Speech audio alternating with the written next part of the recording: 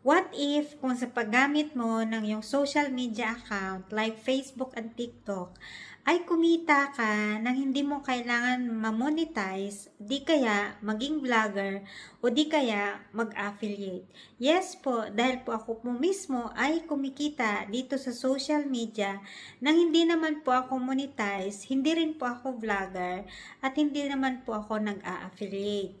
Ginagawa ko lang effective online system ng Online Business Academy.